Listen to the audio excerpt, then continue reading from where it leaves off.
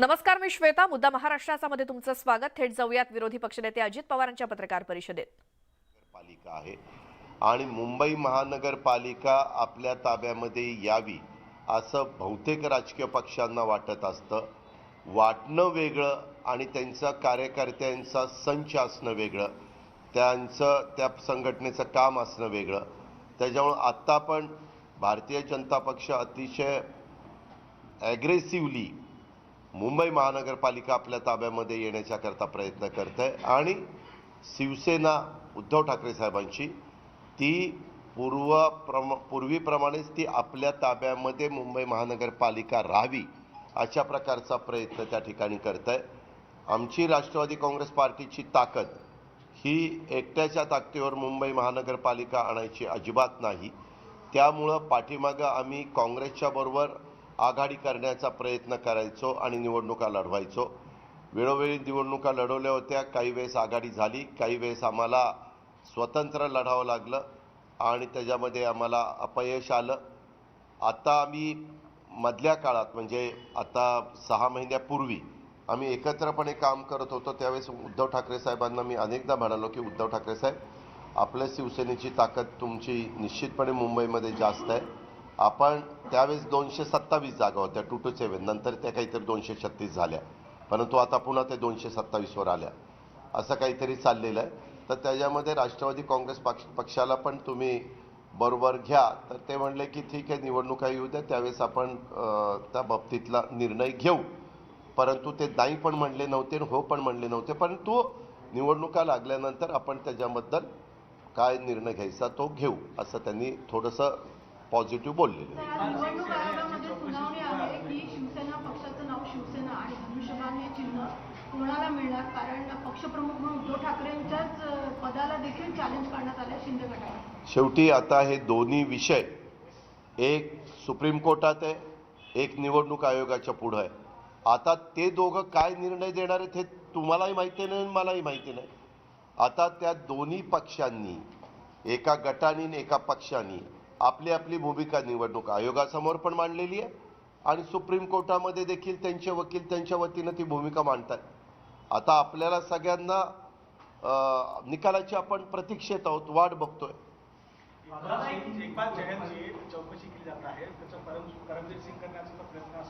त्या संदर्भामध्ये कुठल्याही उद्याच्याला केंद्रीय चौकशी यंत्रणा आहेत किंवा महाराष्ट्रातल्या राज्याच्या यंत्रणा आहेत, इन्क्वायरी ज्यांना अधिकार येतो, म्हणजे आपल्या इथे ACB आहे, CID आहे, पोलीस डिपार्टमेंट आहे, EOW आहे. हे 4-5 जण आपल्या इथं चौकशी करू शकतात. त्यांच्याकडं NIA, CBI, ED आहे, इन्कम टॅक्स आहे. राज्यातल्या वेगवेगळ्या प्रकरणांबद्दल किंवा मुद्द्यांवरती विरोधी पक्षनेते अजित पवार पत्रकारांच्या प्रश्नांना उत्तर देत आहेत. यानंतर विधान परिषदेच्या नागपूर शिक्षक मतदारसंघामध्ये शिवसेनेनं आमच्या सांगण्यावरूनच आपला उमेदवार मागे घेतल्याचा दावा शिक्षक भारतीचे कपिल पाटील यांनी केलाय.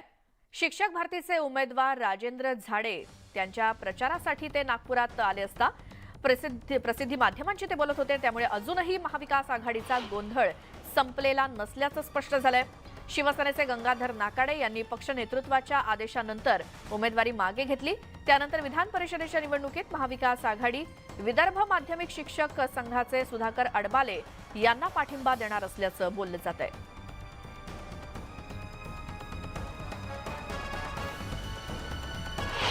संजय राऊत यांचा मला काल फोन आला होता आणि त्याने विचारलं की काय करायचं. मी त्यांना विनंती केली की तुम्ही उमेदवार मागे घेतला तुमचा शिवसेनेचा, तर राजेंद्र झाडे सर यांच्यासाठी ही लढत सोपी होईल. त्यामुळे मी थोड्या वेळाने सांगतो इतरांशी बोलून. परत आमचा फोन झाला तेव्हा संजय राऊतांनी सांगितलं की आम्ही म्हणजे शिवसेनेचा उमेदवार मागे घेतो आहोत. मी त्यांचे आभार मानले आणि आजही मी माननीय शिवसेना पक्षप्रमुख उद्धव ठाकरे साहेब आणि संजय राऊत यांचे आभार मानतो की नागपूर शिक्षक मतदारसंघातून त्यांनी त्यांचा उमेदवार मागे घेतला आणि त्यामुळे राजेंद्र झाडे यांच्यासाठी मार्ग मोकळा झालेला आहे. थेट जाऊयात नागपुरातून आमचे प्रतिनिधी उदय तिमांडे आपल्या सोबत आहेत. उदय, विधान परिषदेच्या या निवडणुकीमधला काय आता घोळ आहे?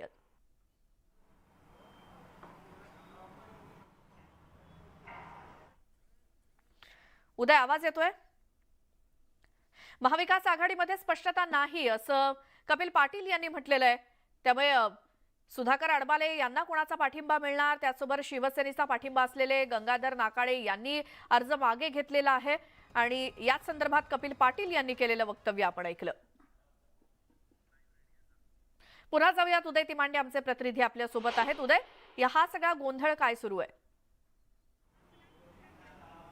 महाविकास आघाडीतला गोंधळ काही केला संपण्याची चिन्ह जी आहे ती दिसत नाही आहे. कारण आता आज ज्यावेळी कपिल पाटील शिक्षक भारतीचे उमेदवार राजेंद्र झाडे यांच्या प्रचाराकरता नागपुरात दाखल झाले त्यावेळी त्यांनी एक नवा गौप्यस्फोट केलेला. कारण ज्या पद्धतीने ही जागा नागपूरच्या शिक्षक पदवीधर शिक्षक मतदारसंघातली जागा जी आहे ती आधी काँग्रेससाठी आणि नंतर महाविकास आघाडीच्या बैठकीत सेनेसाठी सोडण्यात आली होती. मात्र काल अखेरच्या क्षणी जी आहे ती सेनेनं आपली उमेदवारी परत घेत ही जागा जी आहे ती काँग्रेससाठी सोडलेली आहे. त्यामुळं आता ही काँग्रेससाठी जागा सोडत असताना कुठेतरी काँग्रेसचा या सगळ्या बाबतीत दबाव होता अशी शक्यता वर्तवली जात होती. मात्र कपिल पाटील यांनी जी आहे ती शिक्षक भारतीच्या सांगण्यावरून सेनेने ही जागा सोडल्याचा आता नवा दावा केलेला. त्यामुळे आता काँग्रेस नेमका या सगळ्या निवडणुकीमध्ये आपली मदत किंवा आपलं समर्थन कोणाला देईल हा संभ्रम वाढविणार आहे. कारण काँग्रेसचे नेते खासगीमध्ये काँग्रेसनं समर्थन जे आहे ते विदर्भ माध्यमिक शिक्षक संघाचे उमेदवार सुधाकर अडबाले यांना पाठिंबा दिल्याचं सांगतात. मात्र आता कपिल पाटील ज्या पद्धतीनं तळ ठोकून नागपुरात असणार आहेत आणि उद्या जी आहे ती महाविकास आघाडीची पत्रकार परिषद होणार आहे. त्यामुळे आज रात्रभरात काय नवीन घडामोडी होतात, काय नवीन राजकीय नाट्य रंगतं आणि त्यानंतर काँग्रेस नेमका आपला पाठिंबा कोणाला देईल हे स्पष्ट होईल. मात्र महाविकास आघाडीमध्ये तुर्तास जो घोळ आहे तो घोळ सुरू आहे. बरोबर, कदाचित हा घोळ उद्याच्या पत्रकार परिषदेमध्ये आपल्याला समजेल नेमकं काय त्यांची भूमिका आहे ती. धन्यवाद उदय तुम्ही दिलेल्या माहितीसाठी.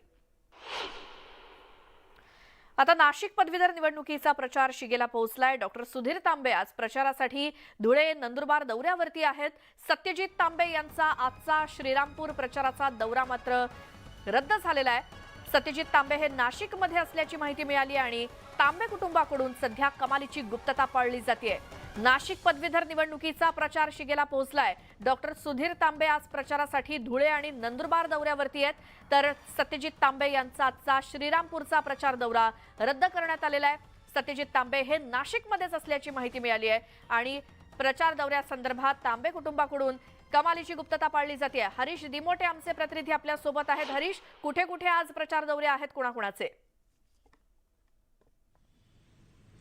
श्वेता, आपण जर बघितलं तर सत्यजित तांबे यांनी कुणाचा पाठिंबा घेणार हे अद्यापही जाहीर केलेलं नाहीये. मात्र प्रचाराला मात्र त्यांनी आघाडी घेतलेली दिसते. त्यांचा प्रचार काल दुपारपासूनच सुरू झालेला होता आणि रात्री 12 वाजेपर्यंत ते प्रचारामध्येच मग्न होते. अनेक संस्थांच्या त्यांनी भेटीगाठी घेतल्या आणि अनेक नेत्यांच्या देखील भेटी घेतल्यात, ज्यामध्ये भाजपाचे नेते देखील आहेत. त्यांच्या मोठ्या संस्था या नगर जिल्ह्यामध्ये आहेत. त्यामुळं भाजपाचे नेते असतील, शिक्षण संस्था असतील, यामध्ये जाऊन ते शिक्षक आणि प्राध्यापक आणि नेत्यांच्या भेटी घेत आहेत. आज त्यांचा खरं तर श्रीरामपूर दौरा होता आणि श्रीरामपूरमध्ये ते अनेक शिक्षण संस्था आणि नेत्यांच्या भेटी घेणार होते. मात्र अचानक त्यांनी हा श्रीरामपूर दौरा रद्द केला आणि ते नाशिकमध्ये गेल्याची माहिती आहे. कारण नाशिकमध्ये TDF ही जी शिक्षकांची मोठी संघटना आहे त्याची बैठक पार पडते आहे आणि TDF ही जी संघटना आहे त्यातल्या अनेकांचं मत असं आहे की सत्यजित तांबे यांना आपण पाठिंबा द्यावा. मात्र अनेकांचा त्याला विरोध आहे. कुठेतरी ही जी बैठक आहे ही आपल्या बाजूने त्यात निर्णय व्हावा यासाठी सत्यजित तांबे नाशिकमध्ये जाऊन प्रयत्न करत असावे.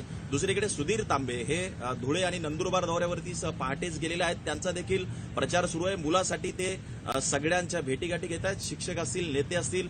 दुसरीकडे त्या सत्यजित तांबे यांची आई आणि पत्नी देखील त्यांच्या प्रचारासाठी मैदानामध्ये उतरलेले आहेत आणि बाळासाहेब थोरातांची यंत्रणा मात्र मामा बाळासाहेब थोरात यांची यंत्रणा मात्र अजूनही वेट अँड वॉच या भूमिकेमध्ये आहे. कारण बाळासाहेब थोरातांचा जो आदेश येईल त्यानुसार ही यंत्रणा कामाला लागणार आहे.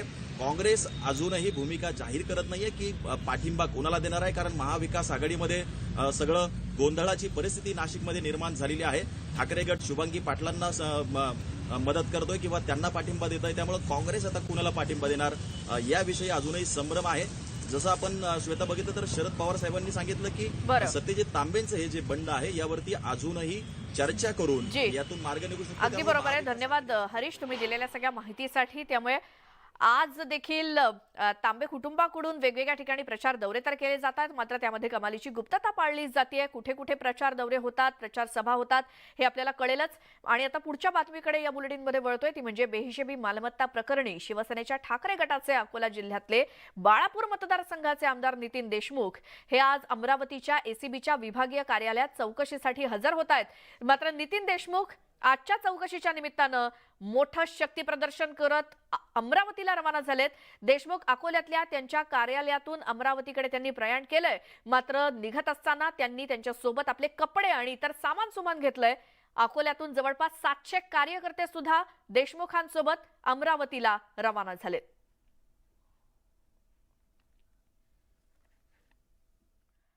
भीतीचा प्रश्न नाही, भीतीचा प्रश्न नाही. आम्हाला कधी भीती वाटत नाही. भीतीचा काय प्रश्न आहे? हे लोक असे आहेत, इंग्रजापेक्षा भारतीय जनता पार्टी खराब आहे. इंग्रजानं 150 वर्ष हिंदुस्थानावर राज्य केलं आणि इथला अन्याय केला.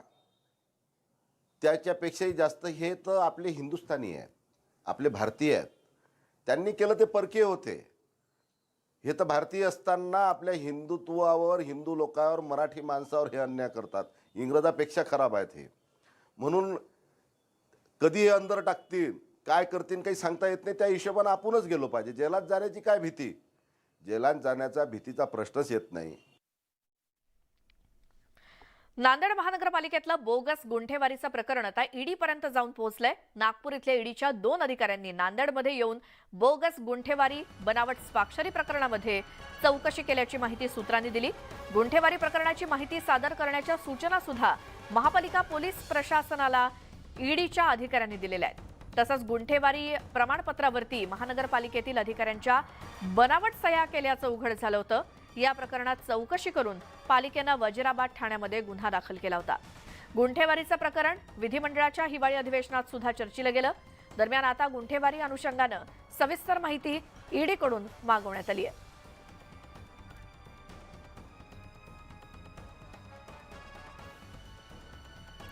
मुजीब शेख आमचे प्रतिनिधी आपल्यासोबत फोन लाईन वरती आहेत. नांदेडमधल्या महानगरपालिकेमध्ये हे गुंठेवारीचं काय प्रकरण आहे?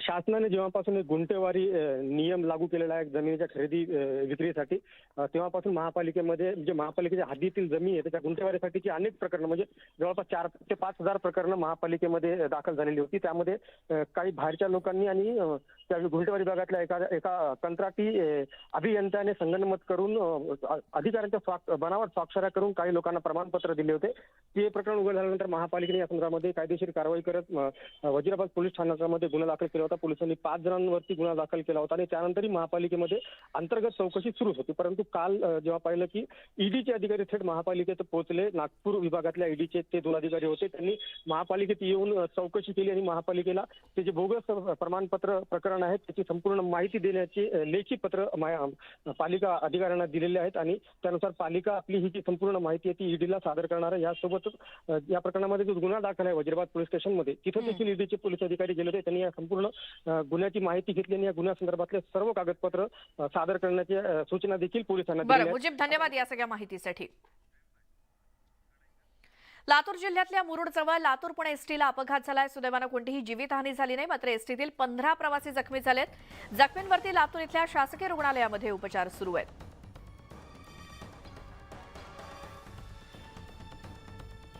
मुरुडजवळ लातूर पुणे एसटीला अपघात झाला.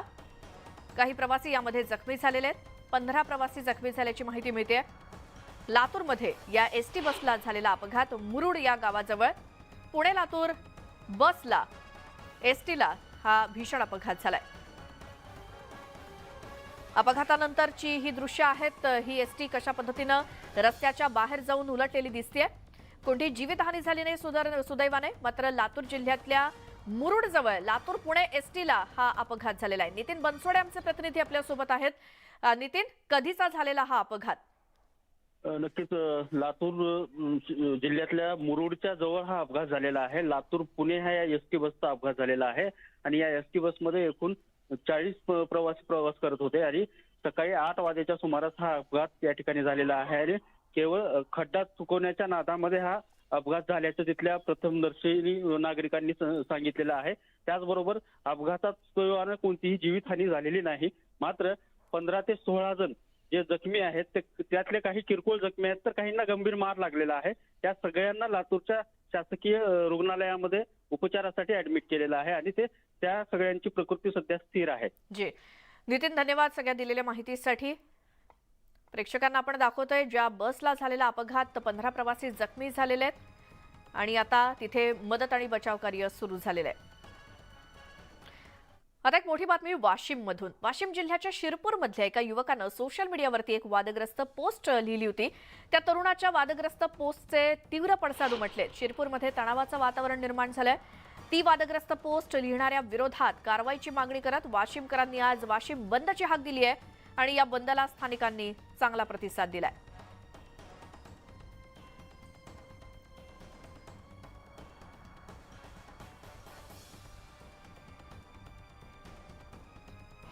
शिरपूर येथील युवकानं सोशल माध्यमांवर जी वादग्रस्त पोस्ट केली होती त्यानंतर त्याचे पडसाद शिरपूरमध्ये उमटले होते. शिरपूर बंदही करण्यात आलं होतं. त्यानंतर काल वाशिम जिल्ह्यातील 2 जी शहर आहे मालेगाव आणि रिसोड ही कडकडीत बंद ठेवली होती. आज वाशिम शहर बंद ठेवण्याचं आवाहन हिंदुत्ववादी संघटनांनी केल्यामुळे वाशिम शहर 100% बंद ठेवण्यात आलं आहे. वाशिम शहरातील चौकाचौकात पोलिसांचा कडक बंदोबस्त लावण्यात आला असून जे काही यासाठी दोषी आहेत त्यांच्यावर कडक कारवाईची मागणी नागरिकांनी केली आहे. किशोर गोमाशे, न्यूज 18 लोकमत, वाशिम. मुख्यमंत्री एकनाथ शिंदे यांच्या दावोस दौऱ्यावरून संजय राऊतांनी त्यांच्यावर टीका केली. मुख्यमंत्री दावोसला जाऊन गुंतवणुकीचे करार करत असले तरी खरंच ते प्रकल्प राज्यात येणार आहेत का असा सवाल त्यांनी केला. तसंच यापूर्वी राज्यातून गेलेल्या गुंतवणुकीचं काय झालं असा प्रश्नही त्यांनी उपस्थित केला. शिवसेना कोणाची या प्रश्नाचं उत्तर राज्यात ते उद्धव ठाकरेंचीच आहे असं त्यांनी ठामपणे सांगितलं. आता डावोसला ही जागतिक जत्रा भरते गुंतवणूकदारांची. त्या जत्रेतून काहीतरी 1.25 लाख कोटी आणणार आहेत. ते आल्यावरती बोलू आम्ही. जेव्हा येईल त्या उद्योगांची ते पायाभरणी होईल, लोकांना रोजगार मिळेल, तेव्हा आम्ही त्याच्यावरती मत व्यक्त करू. पण आता जर खरोखर त्यांना काही यश आला असेल तर आम्ही स्वागत करतो. शिवसेना कोणाची आहे हा तांत्रिक मुद्दा निवडणूक आयोगाकडे जाऊ शकतो. निवडणूक आयोग हे आता ज्या पद्धतीनं काय निर्णय त्याने मागच्या काळात दिले त्याच्यावरून कळलंय की काय होत आहे. शिवसेना कोणाची हा प्रश्न उपस्थित महाराष्ट्रात तरी होत नाही. शिवसेना बाळासाहेब ठाकरेंची आणि शिवसेना उद्धव ठाकरे यांच्या नेतृत्वाखाली आहे तीच शिवसेना. शिवसेना एकच आहे. विधान परिषद निवडणुकीमध्ये सर्वच जागांवरती आपलाच विजय होईल असा दावा भाजपचे प्रदेशाध्यक्ष चंद्रशेखर बावनकुळेंनी केलाय. तसंच महाविकास आघाडीनं प्रभाग रचनेत ज्या चुका केल्या त्या आम्ही दुरुस्त केल्या तसं बावनकुळेंनी स्पष्ट केलं. मोदींच्या दौऱ्यामध्ये मुंबईसाठी अनेक प्रकल्पांचं उद्घाटन आणि भूमिपूजन केलं जात आहे.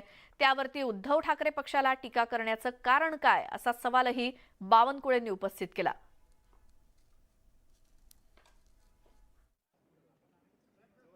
मागच्या वेळी जे परफॉर्मन्स आमचं होतं, मागच्या वेळी आम्ही 2 सीट आमच्याकडे होत्या, एक नागपूर आणि एक अमरावती. 3 सीटमध्ये आमचा त्या ठिकाणी खूप फाईट झाली नाही. पण यावेळी मात्र आम्ही एक चांगली फाईट करू, चांगलं प्रदर्शन करू. आमचे संपूर्ण महाराष्ट्राचे कार्यकर्ते, महाराष्ट्राचे नेते माननीय एकनाथ शिंदे, देवेंद्र फडणवीसच्या नेतृत्वामध्ये चांगली फाईट करताय. आम्ही चांगली लढत देऊ असं मला वाटतं. आज मुंबई पाण्याखाली येत आहे. जाण्याकरता आपण फक्त मुंबईमध्ये आज इतकं देशातलं महत्त्वाचं शहर, पण छोटासाही पाऊस आला तरी मुंबईमध्ये तुडुंब भरतं ना. त्या ठिकाणी वॉटर सिवरेज सिस्टीम नाही आहे. त्या ठिकाणी रस्ते डांबरीकरणाचे वारंवार प्रत्येक वर्षी डांबरीकरणाचे कॉन्ट्रॅक्ट काढले जातात. एक रस्ता बांधल्यावर 200 वर्ष तो रस्ता टिकावा याकरता काम. ब्रेकनंतर स्वागत मुद्दा महाराष्ट्राचा मध्ये. पंतप्रधान नरेंद्र मोदी 19 जानेवारीला मुंबईला येणार आहेत. मुंबईत ते विविध विकास कामांचं लोकार्पण करणार आहेत आणि महापालिका निवडणुकीच्या पार्श्वभूमीवर पंतप्रधानांचा हा मुंबई दौरा होतोय. त्यामुळे या दौऱ्याकडे संपूर्ण राज्याचं लक्ष लागलंय. पंतप्रधानांचा हा दौरा यशस्वी करण्यासाठी भाजप आणि शिंदे गटानं जोरदार तयारी सुरू केली आहे. आतापासूनच ठिकठिकाणी मोदींच्या स्वागताचे मोठमोठे होर्डिंग्स लावण्यात आलेत.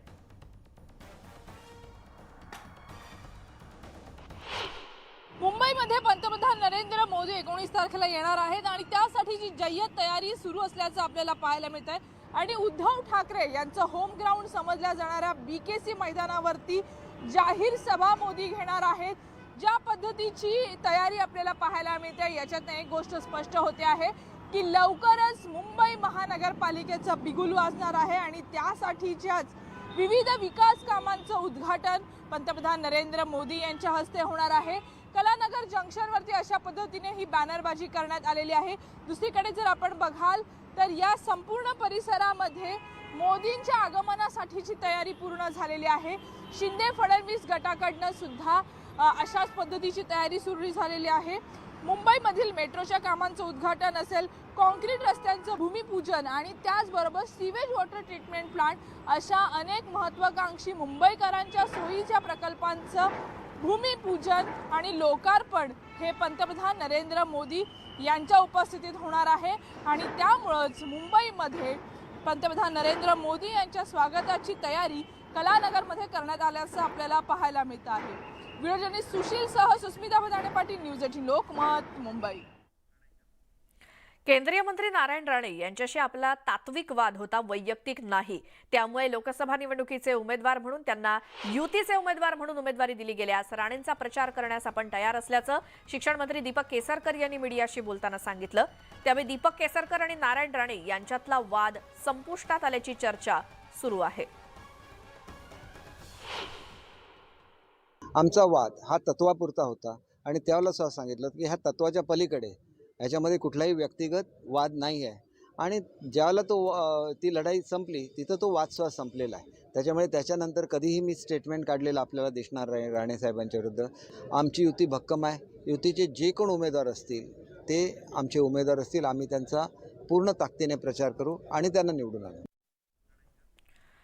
उर्फी जावेदच्या तक्रारीची दखल रुपाली चाकणकर यांच्याकडून घेण्यात आली आहे। राज्यामध्ये असुरक्षित वाटणं ही गंभीर बाब आहे असं ट्विट महिला आयोगाच्या अध्यक्षा रुपाली चाकणकर यांनी केलंय। तत्काळ अहवाल सादर करा असे निर्देश त्यांनी पोलीस आयुक्तांना दिलेत। राज्य महिला आयोगाच्या अध्यक्षा रुपाली चाकणकर यांनी मुंबई पोलीस आयुक्तांना तसं पत्र लिहिलंय आणि उर्फी जावेदनं केलेल्या तक्रारी संदर्भात अर्थात त्याची दखल घेऊन राज्य महिला आयोगानं हे पत्र लिहिलेलं आहे। तत्काळ कारवाई करून अहवाल सादर करण्याचे निर्देश चाकणकर यांनी दिलेत मुंबई पोलीस आयुक्तांना।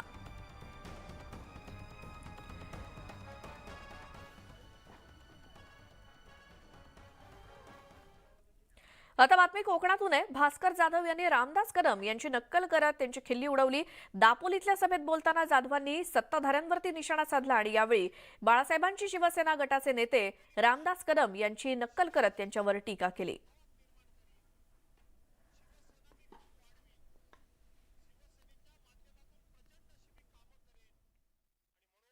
1995 साली त्या वेळेला ते मंत्री झाले तेव्हा एक ठरलेलं भाषण होतं, आठवतं काय तुम्हाला? काय मशरूम या दापोलीच्या लोकांना कमी माहिती आहे त्यामुळे एवढं माहित नाही। तेव्हा किशोर देसाई कायम भाषण असायची। आता मी सगळीकडे घराघरामध्ये मशरूम लावतोय, मशरूम मशरूम मशरूम। आमचं राजू वागोट चिपळूणच्या पाण्याचा हा किचकतो का असा मशरूम? म्हणलं घरी घर मशरूम, कुठला मशरूम काय मशरूम? ते एकच तिकडे आलं होतं मशरूम, तिकडचं पालघरचं, बाकी मशरूम।